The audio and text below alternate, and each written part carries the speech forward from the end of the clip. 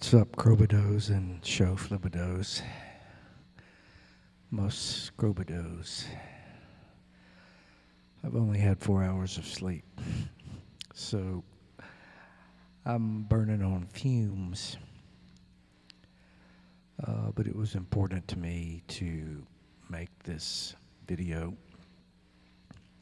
Why, you say? Why was it important? Okay, it's been a series of decisions. Plan your work, work your plan. Okay, I'll try to get to it. This is my 1981 Rhodes Mark II. My father gave it to me for graduation from high school. And I used it to gig with most of my life until I moved to an apartment upstairs, and I got to where I didn't like to have to carry it up the steps. So this was about 1987, where the DX had come out from Yamaha. And I waited long enough until they finally made the Yamaha DX7 II, which in my humble estimation is a much more powerful instrument than the DX7. So I scrapped and mustered and bought a DX7 II FD and did my best to try to use it in my live rig playing keyboards. And I wasn't happy. Because when you are a trained pianist, I took 12 years of piano lessons, starting in first grade, and you're used to playing on weighted keys, it's really difficult to make the change. So the Rhodes is kind of a fundamental part of me and my musical expression. So, and I love the feel, especially the 81 Mark II, for whatever reason. As the stars aligned, man, it's a phenomenal instrument. And of course, I wore it out, and it was in storage for quite a few years. It didn't get used, and so when I came back from ships with help of Vintage Vibe and parts and YouTube, it became fairly easy to restore it yourself. And so I took on that challenge, and I restored the 1981 Mark II. That was my first. And while I was doing it, it just so happens that a 50 free in the feety B and the D fee cheap, A may D sweetie he D. A 54 key Mark II also showed up at our house in the possession of my dad. And I never knew exactly where it came from, but it came from Laura Lee, a singer around these parts who played some piano, was very good. But the 54 was wired in series, the pickups, and so it was muddy on the bottom end, and even without being wired in series, but in groups of sevens, some of the factory Rhodes were really muddy on the bottom, as was this one when I got it and played it in my gigs. And so I learned on the bandstand, you don't really play anything below middle C because it's mud. It's in the same range as the bass player. So you only really play the right hand. Anyway, so I have a long history playing this instrument on lots of gigs with these Leslie 60 speakers. So there's some chemistry there. But anyway, it sat for a long time, and then I restored it along with the 54. So both of those got restored at the same time, and it was nice if you see my videos because you can compare one and the other. And it's good to do both at the same time because you can A-B back and forth. It's really good for you. So anyway, this 81 has been sitting here. And I used it on one gig in Pinehurst. And then I vowed that I wasn't going to take it out again, that it was only going to get used for recording in the studio. So it has been here. in perfect condition, stored, voiced, in tune, great. My Leslie 60 speakers that are here work, and so I've been very happy I could come up here at any given time and turn it on and have this lush space generator and this great Rhodes, and it gives me fulfillment. And I figured out how to record it too. You can record straight into the board, but also I learned what these guitar players do, which is putting a mic, on your amp. That's something that keyboard players don't really do.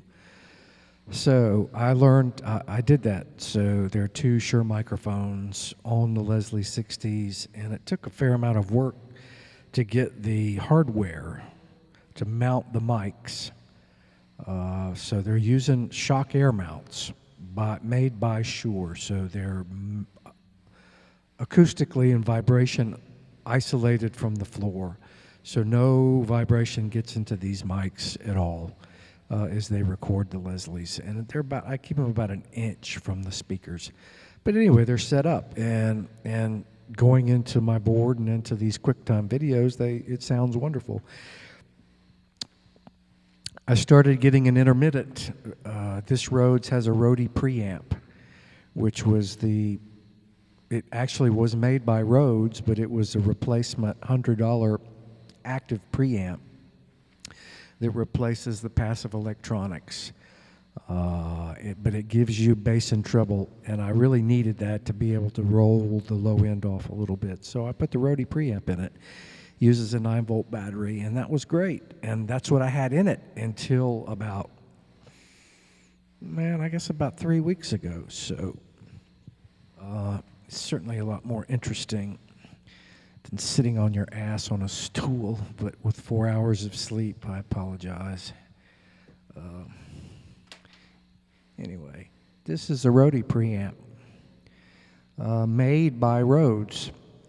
And it's very conspicuous in that they painted the circuit board, the PCP board, black so you can't see the components. Isn't that crazy? But it's a 9-volt battery that you put in here, and active treble and bass, and this still works. This was great. I had no problems with it. But what happened was, kind of out of the blue, whenever I would start to record, the piano started cutting in and out. So I would just be playing, and these Leslies would be swirling around, and it would be great. And then the sound would just stop. Intermittent. And anybody knows how frustrating this is. So the Rhodey preamp has an on-off switch built into the 1/4-inch jack, so that when you unplug your cable, it disconnects the 9-volt battery. So that's a very wise thing, because otherwise your battery is going to run down because it's engaged. So that switch basically is just a ground, is in the 1/4-inch switch. So not only are you, when you plug it in, are you getting your signal there, it's also engaging the power of the 9-volt battery. So I figured, well, it's got to be in that jack. So maybe a month ago, I took the rail off, I took the Rhodey preamp out, and I scrutinized the jack underneath the magnifying glass and cleaned it with the file and made sure that there was no oxidation or corrosion anywhere on. And it was clean, and put it back in again. And I thought that solved my problem. Of course not. Until a few days later, I want to play again, and the piano cuts out again. I'm like, what's going on? So I said, well, okay, let's just go through the steps. So I pulled the jack out, which is the preamp. Okay, so it's here, right? Your Leslie 60 preamp that's mounted to the piano, which gives you it's the motor control. So there's a single motor in one of the main Leslie cabinet, a motor that spins a belt that turns rotary capacitors that creates this wonderful swishing sound. So here's an active preamp with a volume and a control for the speed, right? It's very cool. This had a bad ground in it because the circuit board inside it the screw had come loose and it wasn't grounded to the chassis of this box. So I addressed that first, right? So that got rid. This used to be microphonic. It used to be live, so if you touched it, it would be bzz, bzz, bzz, bzz, bzz. So now I solved that problem. So I said, oh, well, this preamp has got to be 50 years old. I just take a look at the jack, right? Because I cleaned the Rhodes jack. So I pull the jack, open up the jack for the gray cable for the Leslie 60s, and there's like one strand of wire going to the tip. So here is your intermittent problem, right? Oh, gee whiz, look at this. I can't believe that the piano has been playing and sounding good. One strand of the braided wire going to your positive signal. So I fixed that. Take it downstairs, strip the wire, fresh, unsolder, clean it off, resolder it, put it back together, fix the jack. So, okay, I clean the jack, and then I fix the plug, put it in. This is going to have to be the problem, right? I won't have any more intermittent cutting out on me, right? You fix those two major things, plug it in, come back a day later and playing the piano, cuts out again.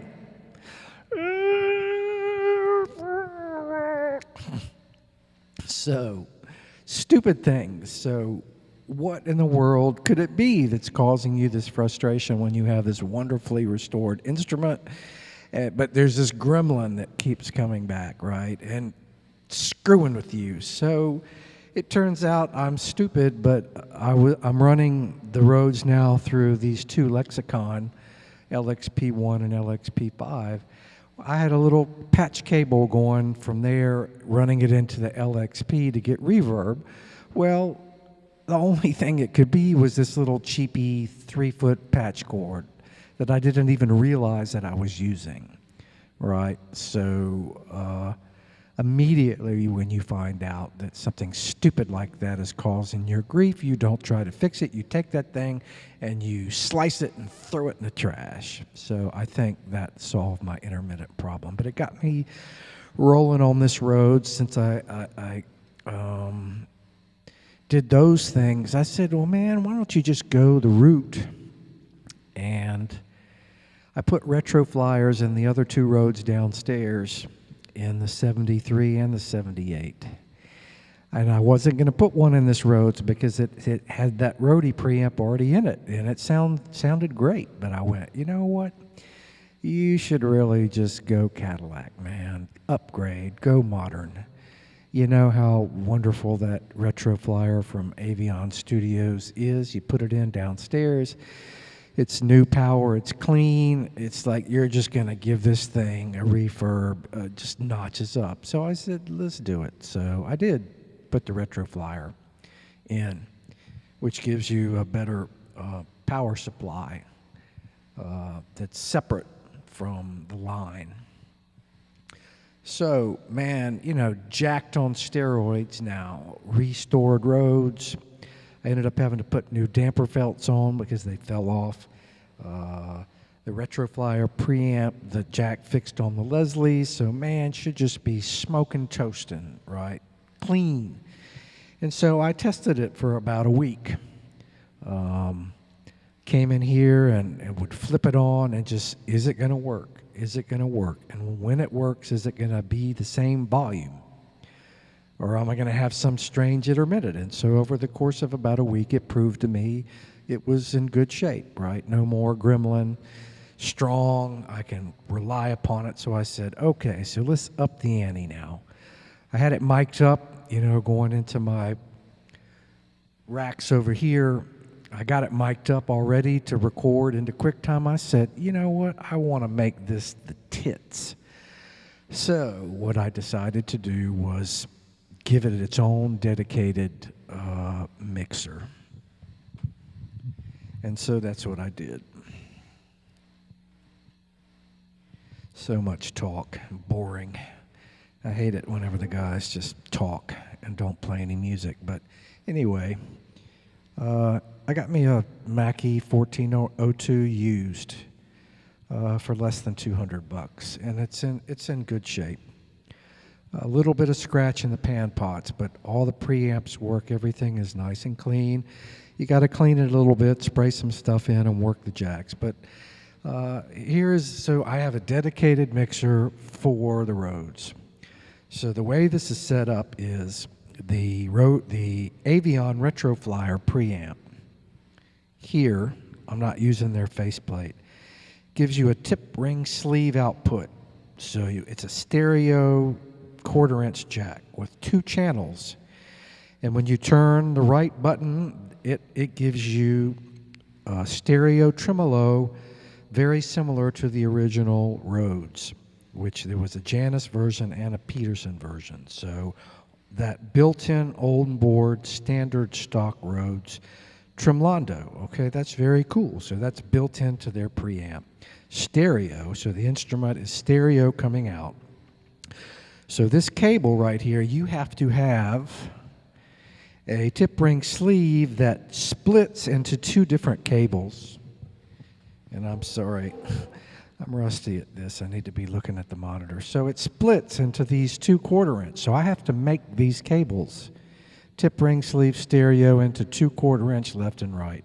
And so now it has its own channel in the mixer, right? So I'm getting the preamp output of the piano as a source of the sound if that's what I want to use. And Mackie mixer is standard, has got two auxiliary sends.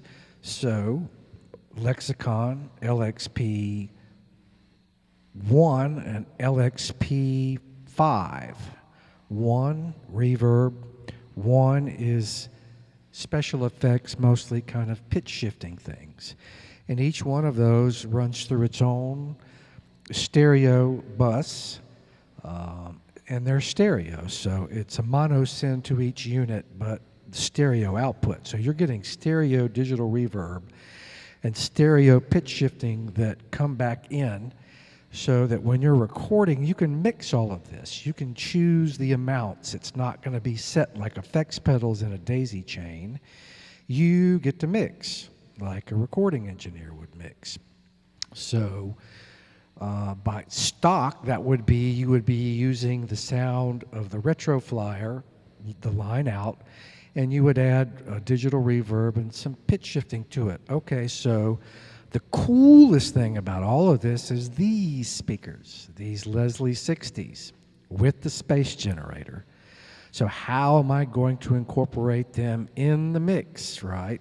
I want to be able to choose between the Avion preamp for my recorded sound or these Leslie 60s that have a 10-inch speaker and this wonderful space generator. Here is the other one, right there, hidden.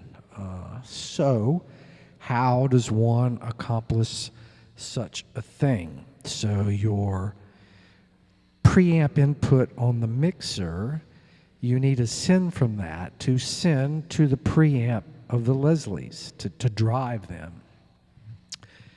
So I'm using both of my auxiliary sends for 2 different effects. So I don't have another auxiliary send. So what do? It's the whole Greg Mackey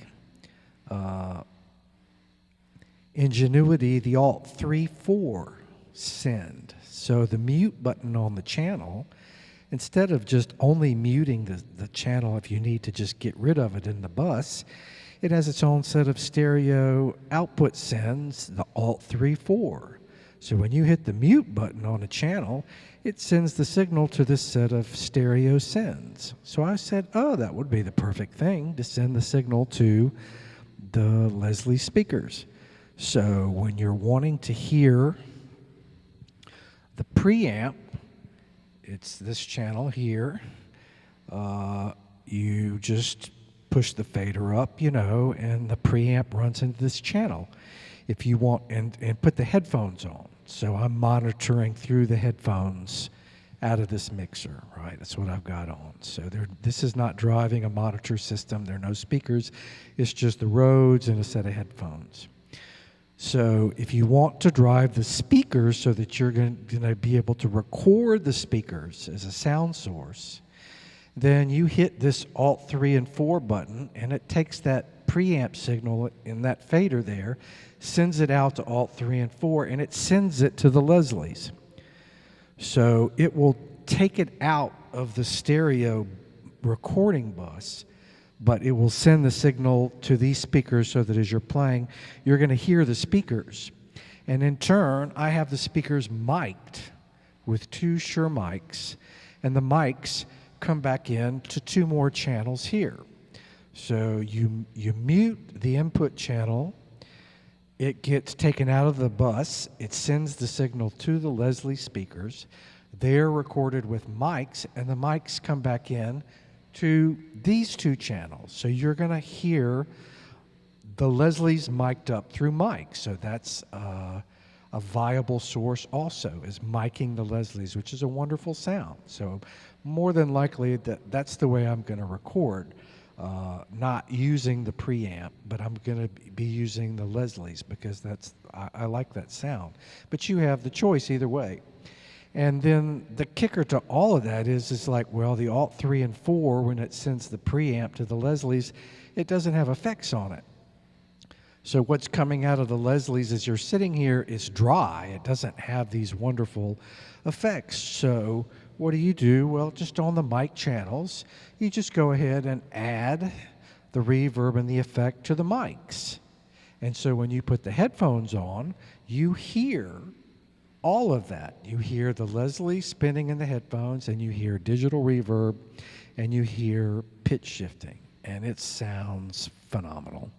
So that was my goal, and I accomplished that tonight. So that was really cool. So now I'm going to play something, and you're going to get to hear what it sounds like.